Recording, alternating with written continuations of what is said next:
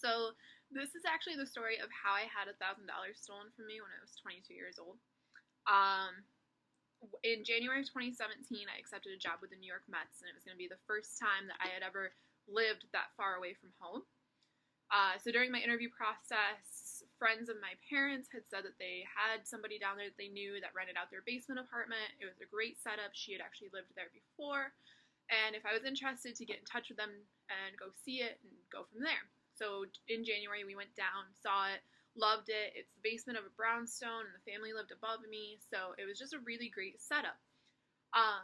So we went down, and then in February, she sent me the lease agreement in an email for me to send back with $1,000 security deposit. So on February 9th, I mailed out the signed lease with all of my personal information, my home address, full name, all of that, as well as a $1,000 check for my security deposit. And on the 12th, I believe, she texted me and said, "Hey, just so you know, I haven't gotten your lease yet, but there was a snowstorm in New York, which may have held up the mail. No big deal. I'll keep an eye out for it." Okay. Got to be like the 16th of February, and she still had not received this check. So it should have been there. Should have been fine. I happened to stop at the credit union and ask them to do a lookup on this check to see what was going on with it. And it turned out that on the 14th of February, so happy Valentine's Day to me, somebody negotiated the money from my account that was not my landlord.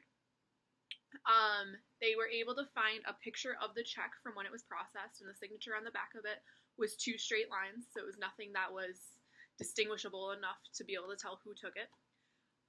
They figured that it was stolen from the mail down there because it was processed at a TD Bank ATM, which I don't have where I'm from. So they told me that I would have to go to the FBI. So I went to the Binghamton Police Department, which has a borough of the FBI in it. They said they couldn't help me because the crime started locally since the check was written in my hometown. They told me to go to the Sheriff's Department. Sheriff's Department told me that they couldn't really help me either because it was the crime itself of the money being processed happened in New York City. So they said my best bet was to call NYPD.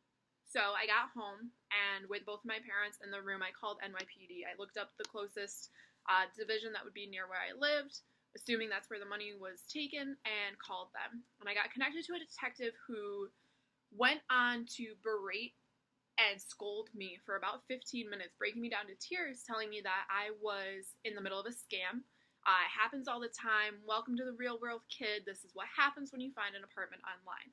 To the point where I had to tell him multiple times, I've met these people. I know who they are. I know that this is a legitimate situation.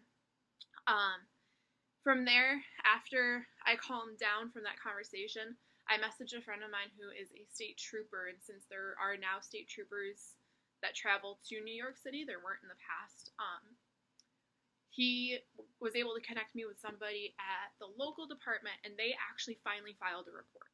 So after 3 different police agencies trying to get somewhere, someone finally listened to me and created a report.